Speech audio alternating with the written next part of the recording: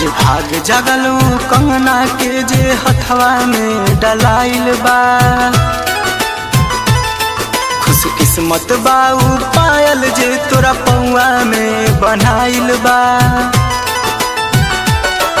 आज भाग जगलू कंगना के जे हथवा में डलाइल बा। खुश किस्मत बाऊ पायल जे तोरा पौआ में बनाइल बा। भले दूसरा के हथवा से लागल हो फिर भी हम तोहर से सटल रहती। कासू से नूरावा हम रहती जान ममिया में तोहरे सहजल रहती। कासू से नूरावा हम रहती जान ममिया में तोहरे सहजल रहती।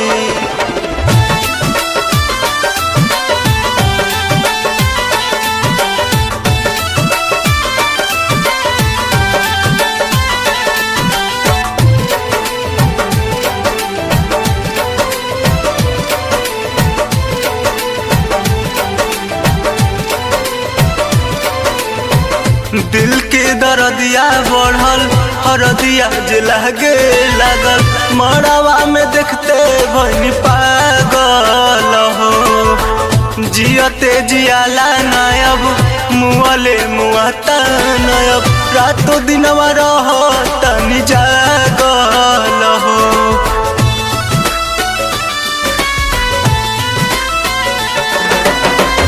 दिल के दर्दिया बढ़ल हरदिया जे लगे लागल। मड़ावा में देखते भइनी पागल हो। जियते जियाला नायब मुआले मुआता नायब।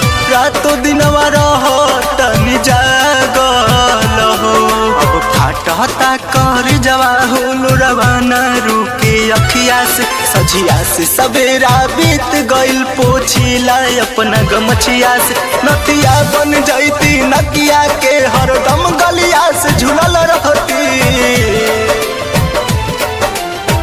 कासू से नूरावा हम रहती जान ममिया में तोहरे सहजल रहती। कासू से नूरावा हम रहती जान ममिया में तोहरे सहजल रहती।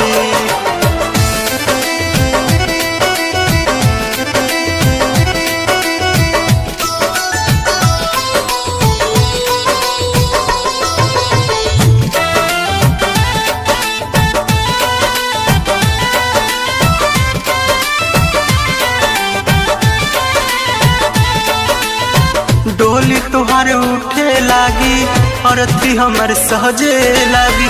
जान हम लगा ले अब फसिया हो। सैया के बहिया में तू सिजिया पे सुते जइबू। एने हमर जर जाई लसिया हो।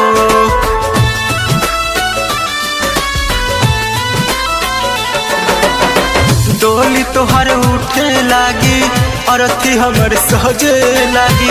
जान हम लगा ले अब फसिया हो। सैया के बहिया में तू सिजिया पे सुते जइबू। एने हमर जर जाई लसिया हो। अंकु के अंगना बसैलू तू बेसहारा बिना के कह गइल। तू प्यार के हमरा ठोकर मार सिलवंत के हथवा ध गइलू। जद एक बेरिया तू कह दे तू तहरा पे मरल मिटल रहती। कासू से नूरावा हम रहती जान ममिया में तोहरे सहजल रहती। कासू से नूरावा हम रहती जान